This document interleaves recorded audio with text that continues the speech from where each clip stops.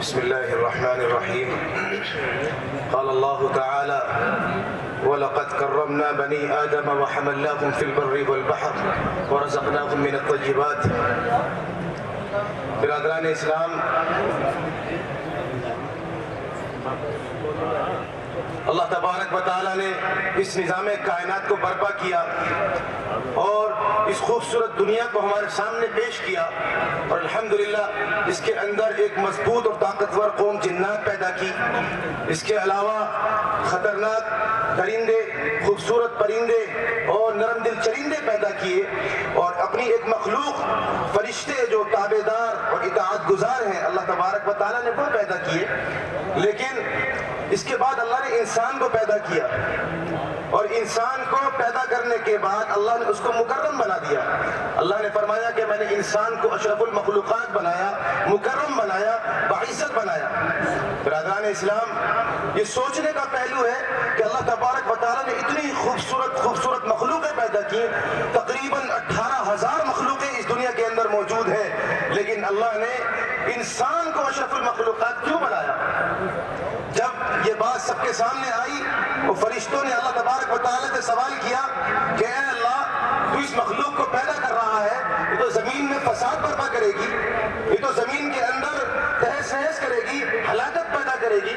تو اللہ تبارک و تعالیٰ نے تمام 18,000 مخلوقوں میں جو سب سے افضل، سب سے اطاعت گزار، سب سے فرما بردار مخلوق فرشتے تھے، ان کے سامنے اللہ تبارک و تعالیٰ نے کمپٹیشن رکھا، اور اللہ تبارک و تعالیٰ نے فرشتوں کے سامنے کچھ سوالات رکھے۔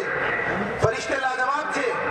اللہ تبارک و تعالیٰ نے حضرت آدم علیہ السلام سے کہا کہ بتاؤ ان چیزوں کے نام۔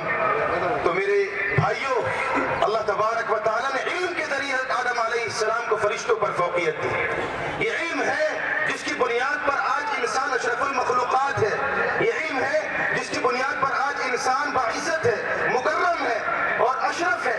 اگر یہ علم نہیں ہے ہمارے درمیان میں تو خدا کی قسم انسان جانوروں سے بدتر ہے۔ اس لیے علم اللہ تبارک و تعالیٰ کی بڑی دولت ہے۔ ہمیں اس بات کی فکر کرنی چاہیے کہ ہمارے درمیان ایجوکیشن کیسے بڑھے، کیسے آگے ہم بڑھے اس کے اندر۔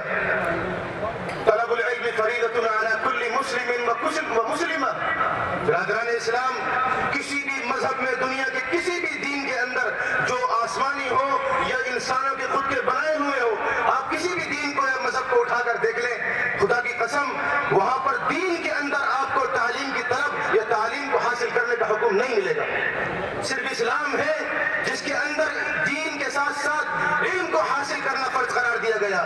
کہا کہ اگر آپ مسلمان ہو، اللہ پر ایمان رکھتے ہو، تو علم کا حاصل کرنا تم پر فرض ہے، فرض کر دیا اللہ تبارک و تعالیٰ نے۔ لیکن آج افسوس کے ساتھ یہ حالات ہمارے سامنے ہیں، اور ہمیں کہنا پڑ رہا ہے کہ ہم علم کے میدان میں سب سے پیچھے ہیں، اور جن کی ہمیں ہر وقت مخالفت کرنی تھی، جہاں اللہ کے رسول صلی اللہ علیہ وسلم نے عبادتوں کے اندر اللہ تبارک و تعالیٰ کی روزے جیسی عبادت میں مخالفت کی، ان یہودوں اور ان عیسائیوں کے مقابلے پہ ہر جگہ اللہ کے رسول نے ان کے سامنے مخالفت کی۔ افسوس کی بات یہ ہے کہ آج ہم تمام ایجادات، تمام سہولتیں ان کی پیدا کردہ ہم اس سے فائدہ اٹھا رہے ہیں۔ کیوں؟ کیونکہ ہم علم کے میدان میں بالکل پیچھے ہیں، ہم نے علم حاصل نہیں کیا۔ آج ہم اپنے بچوں کو، اپنی نسل کو علم کی تعلیم نہیں دے رہے، ہم ایجوکیشن کے بارے میں غور نہیں کر رہے۔ ابھی 2-3 دن پہلے ہاپڑ روڈ پر ایک پان لگانے والا ہے بہت مشہور، اس سے اس کا بچہ چھوٹا سا پان لگاتا ہے اور مستقل وہ زبان بچوں بڑوں کے سامنے چلاتا رہتا ہے۔ میں نے اس سے کہا کہ بھائی اس کو اسکول نہیں بھیجتے، تو ہم لوگوں کی ذہن سازی دیکھیے۔ اس نے کہا کیا کرے گا اسکول جا کر؟ اللہ کا شکر ہے بڑھیا چل رہا ہے کام ہمارا، اس سے ہم بہترین کمائی کر رہے ہیں، آگے چل کے اس کو پانی لگانا ہے۔ جو ہمارا نظریہ، جو ہمارا ذہن بن گیا ہے کہ اگر ایجوکیشن حاصل کرنا ہے تو وہ ڈگری لینے کے لیے، کمائی کرنے کے لیے ہے، خدا کی قسم علم کا مقصد اس لیے نہیں ہے۔ علم ہم کو اشرف المخلوقات بنانے کے لیے ہے، جس کے ساتھ اللہ تبارک و تعالیٰ نے ہمیں پیدا کیا تھا، جس کے ساتھ اللہ تبارک و تعالیٰ نے ہمیں دنیا میں باعزت بنایا تھا، اس کو بحال رکھنا ہے۔ اگر علم ہوگا تو ہم اپنے مرتبے پر رہیں گے، اگر علم نہیں ہوگا تو 18,000 تقریباً مخلوقیں ہیں، ہم سب سے نچلے درجے پر ہوں گے۔ اس لیے وقت کم ہے، میں آپ لوگوں سے درخواست کرتا ہوں کہ علم کے میدان میں اپنے آپ کو آگے بڑھائیں، اپنے بچوں کو علم حاصل کرنے کے لیے چاہے اپنے آپ کو بھوکا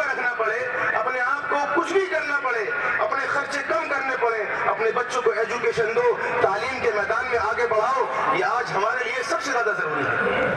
اللہ تبارک و تعالی ہم سب کو علم حاصل کرنے کی توفیق عطا فرمائے.